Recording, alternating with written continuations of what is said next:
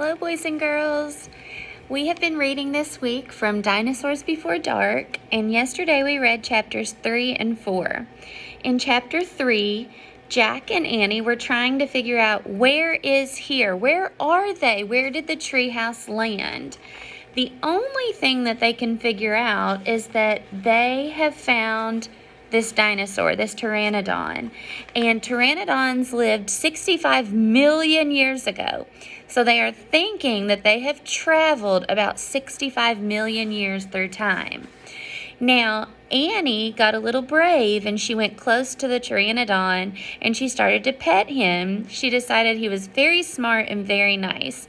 Jack was a little hesitant, but he did decide to go down and join her. Now, Annie has decided she wants to call the pteranodon Henry because that's the name of their dog. And let's see. Jack thought maybe he had a small brain, but Annie thinks that he's very smart. So we're going to start today with chapter 5, and this is called Gold in the Grass. Go, go, said Jack. He threw his notebook into his pack. He pushed Annie toward the rope ladder. Bye, Henry, she said. Go, said Jack. He gave Annie a big push. Quit it, she said. But she started up the ladder. Jack scrambled after her.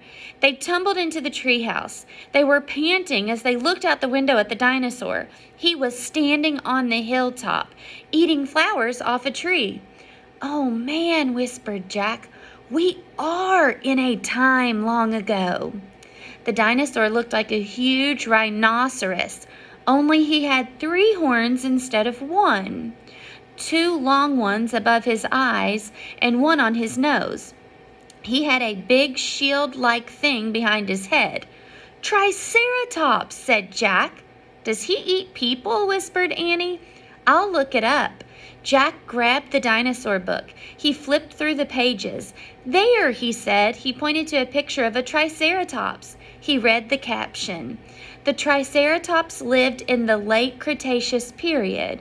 This plant-eating dinosaur weighed over 12,000 pounds. Jack slammed the book shut. Just plants, no meat. Let's go see him, said Annie. Are you nuts? Said Jack. Don't you want to take notes on him? Asked Annie. We're probably the first people in the whole world to ever see a real live Triceratops. Jack sighed. She was right. Let's go, he said. He shoved the dinosaur book into his pack. He slung it over his shoulder and started down the ladder. On the way down, Jack stopped. He called up to Annie. Just promise you won't pet him. I promise. Promise you won't kiss him. I promise. Promise you won't talk to him. I promise. Promise you won't. Go, go, she said. Jack went. Annie followed. When they stepped off the ladder, the pteranodon gave them a kind look. Annie blew a kiss at him. Be back soon, Henry, she said cheerfully. Shh, said Jack, and he led the way through the ferns, slowly and carefully. When he reached the bottom of the hill, he kneeled behind a fat bush. Annie knelt beside him and started to speak. Shh, Jack put his finger to his lips. Annie made a face. Jack peeked out at the Triceratops. The dinosaur was incredibly big, bigger than a truck. He was eating the flowers off a magnolia tree. Jack slipped his notebook out of his pack. He wrote, Eats flowers. Annie nudged him. Jack ignored her. He studied the Triceratops again. He wrote, Eats slowly. Annie nudged him hard. Jack looked at her. Annie pointed to herself. She walked her fingers through the air. She pointed to the dinosaur, and she smiled. Was she teasing? She waved at Jack. Jack started to grab her. She laughed and jumped away. She fell into the grass, in full view of the Triceratops. Get back, whispered Jack. Too late. The big dinosaur had spotted Annie. He gazed down at her from the hilltop. Half of a magnolia flower was sticking out of his mouth. Oops, said Annie. Get back, Jack shouted at her. He looks nice, Jack. Nice? Watch out for his horns, Annie. No, he's nice, Jack. Nice? But the Triceratops was just gazed calmly down at Annie. Then he turned and looped away down the side of the hill. "Bye," said Annie. She turned back to Jack. "See?" Jack grunted, but he wrote in his notebook, "Nice." "Come on, let's look around some more," said Annie. As Jack started after Annie, he saw something glittering in the tall grass. He reached out and picked it up. A medallion? A gold medallion? Look right there in his hands. And there's the dinosaur going down the hill. That's the Triceratops. A letter was engraved on the medallion, a fancy M. "Oh man, someone came here before us," Jack said. Dinosaur Valley. "Annie, look at this," Jack called. "Look what I found." Annie had gone up to the hilltop. She was busy picking a flower from the magnolia tree. "Annie, look, a medallion!" But Annie wasn't paying attention to Jack.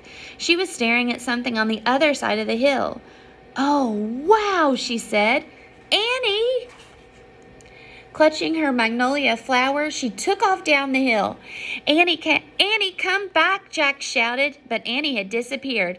"I'm going to kill her," Jack muttered. He stuffed the gold medallion into his jeans pocket. Then he heard Annie shriek, "Annie!" Jack heard another sound as well, a deep bellowing sound, like a tuba. "Jack, come here," Annie called. "Annie!" Jack grabbed his backpack and raced up the hill. When he got to the top, he gasped. The valley below was filled with nests, big nests made out of mud, and the nests were filled with dinosaur eggs. Look at that.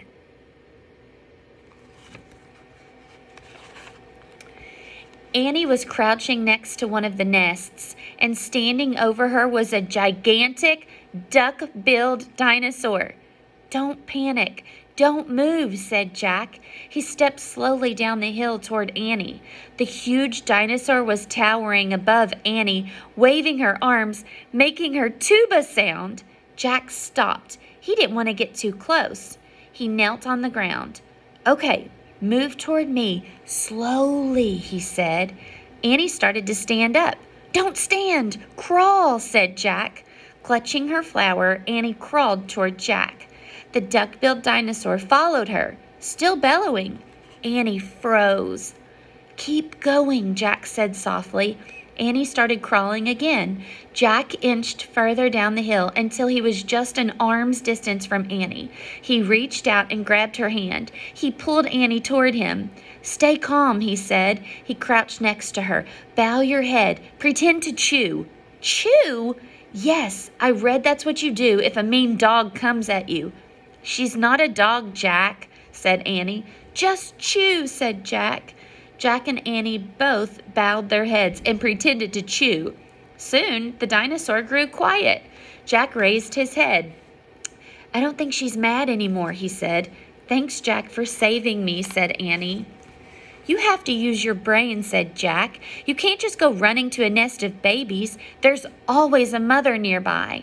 Annie stood up. "Annie!" Too late. Annie held out her magnolia flower to the dinosaur. "I'm sorry I made you worry about your babies," she said. The dinosaur moved closer to Annie. She grabbed the flower from her. She reached for another. "No more," said Annie. The dinosaur let out a sad tuba sound. "But there are more flowers up there," Annie said. She pointed to the top of the hill. "I'll get you some." Annie hurried up the hill.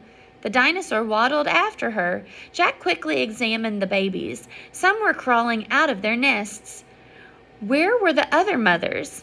Jack took out the dinosaur book. He flipped through the pages. He found a picture of some duck-billed dinosaurs. He read the caption. An Anatosaurus lived in colonies. While a few mothers babysat the nest, others hunted for food. So there must be more mothers close by. "Hey, Jack," Annie called. Jack looked up. Annie was at the top of the hill, feeding magnolia flowers to the giant Anatosaurus. "She's nice too, Jack," Annie said, but suddenly the Anatosaurus made her terrible tuba sound, Annie crouched down and started to chew. The dinosaur barged down the hill. She seemed afraid of something. Jack put the book down on top of his pack and he hurried to Annie. So there's the Anatosaurus right there. And there's Jack and Annie. I wonder why she ran away, said Annie. We were starting to be friends. Jack looked around. What he saw in the distance almost made him throw up. An enormous, ugly monster was coming across the plain. He was walking on two big legs and swinging a long, thick tail and dangling two tiny arms. He had a huge head and his jaws were wide open. Even from far away, Jack could see this long, gleaming teeth. Do you know what kind of dinosaur this is coming their way? Let me know and I'll tell you tomorrow if you guess correctly.